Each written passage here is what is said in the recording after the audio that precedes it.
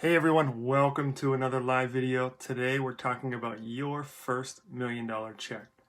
And I get it, not a lot of people get $1 million checks, but if you run a business, you do it long enough, you recognize that that's not always a ton of money because when you run a business, there's expenses, right? So your first $1 million check may not, and probably won't all go to your pocket. You got to pay taxes, you got to do some other things, but hopefully if you did your job right, you got some money left over after that $1 million.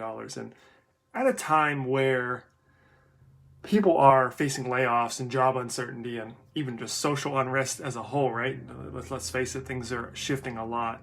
I personally believe that these times are when the new can come through and when there's an opening for new possibilities and opportunities.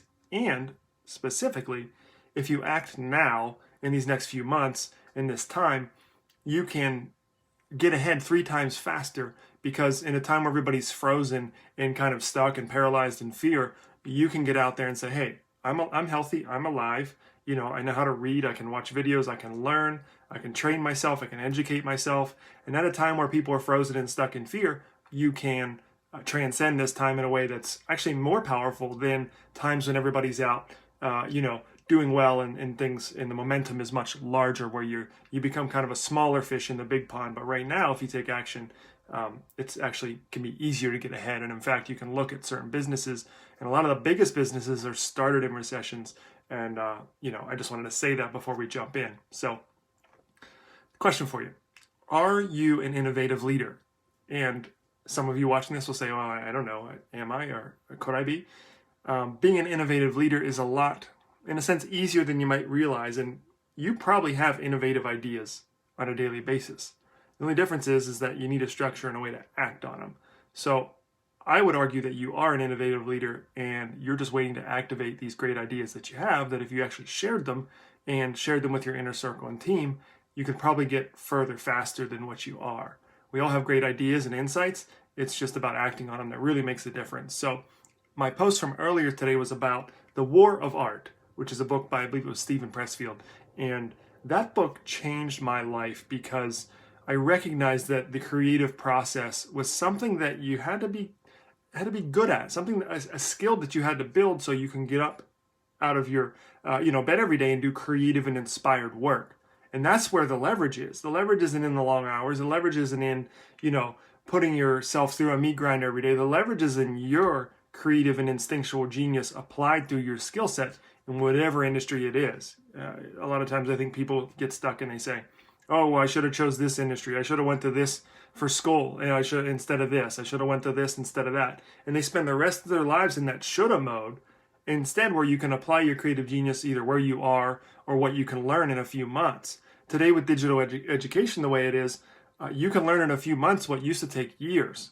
Most people, especially during this time of recession, will spend the next several years in an economic slump or flatline, when you could spend a few weekends or a few months learning a new skill and totally change your trajectory. So myself and other colleagues that I work with on a daily basis, we're on a mission to get America back to work again, and not only back to work, but working for yourself, doing work you enjoy with skill sets that you really enjoy working in. And there's so much job dissatisfaction out there that in some ways, losing your job or whatever can be a blessing if you take action on something that's, well, I hated my job, I didn't like this, didn't want to do that, and I've always wanted to do this. Well, then go do it. Now's the time. So what I want you to think about is, what aren't you taking action on that you should be? Something that you really wanted to do, something that you've always wanted to do. It's not in the cards for everybody to be a NFL quarterback or whatever, but if you love football, if you love sports, if you love an industry, you can always find a passionate career in that, serving people, etc. So I want you to have eyes to actually see the opportunities around you. That's what matters, because there's actually a lot of opportunity around you. You just don't always have the eyes to see it. So here's the thing. There's a short bridge that you need to cross, and it's bridged by the C word. You know what it is? Courage. I was talking about this earlier this week. The 4 things that really matter when making progress: courage, character, thoughtfulness, and persistence. And I'm not here to lecture or preach, but guess what, guys? These simple things really matter. And whether you run a business, whether your family runs a business, whether you know somebody that runs a business that you care about, we're in very interesting times. and we've got to change our strategy to make sure we're relevant. So if you know anything about me, I'm a digital marketer and I help businesses take their websites from here to here. And there's a lot of challenges around websites that people say, oh, well, we spent so many thousands of dollars. Here's your web, we got a website and it didn't do anything for our business. And that's just, I get it. And I feel the pain. It's primarily because you didn't have a good content strategy, because the structure of the website matters, right? The pages and the links and all that, but the content, the words, the images, and the video are where your website's going to make customers for you. It's going to it's an automated way to bring in customers and leads. If your website isn't doing that in an automated way, your business is handicapped, because COVID-19 has forced everything to become more digital, right? So if your website isn't a workhorse for your business, you're probably out being the workhorse for your business and you're tired every day, right? I get it. But technology can automate so much of that process. That's what I'm fired up about. So just think about that. Whether you have a business that you want to start, whether you have a business that you care about, or a business that might be in trouble at this time, you got to act. You got to do something. And I would argue your content strategy and your traffic strategy around your website is one of the most impactful ways to grow a business that I've ever seen. We all hear about, tech startups. They do this and they do that. That's because they understand technology and automation and how to get a message out there. In my ebook online, I write, I was doing this before Amazon was, but Amazon came and mastered it when I was running a motocross website where we had, I see you on there, Tyler. Good to see you again. He knows about my motocross days. I had a motocross website where, like, in that industry, people weren't doing a good job online. And so I said, hey, these racers need these good parts. There's advertisements out there selling crappy parts. So I built a website with the best components on it for racers and athletes so they can get out and do their best, and do their best in their racing career. And guess what happened? It took off like wildfire. And that wasn't just because we had good, we had the website, we had good words, we had good images, we explained how to use the products, why it might be a good fit for you, who it might be a good fit for. We help the customers educate and learn so they can make good decisions that's best for their race program. And it's the same for any business that you're in. Your website can help your customers make better decisions so when they call you, they pick up the phone, they're more informed, they're more excited, they're ready to do business with you so you don't have to go on the phone and do the same thing every day talking about the same stuff. You know how it is, right? So your website can do so much for that. Here's the truth.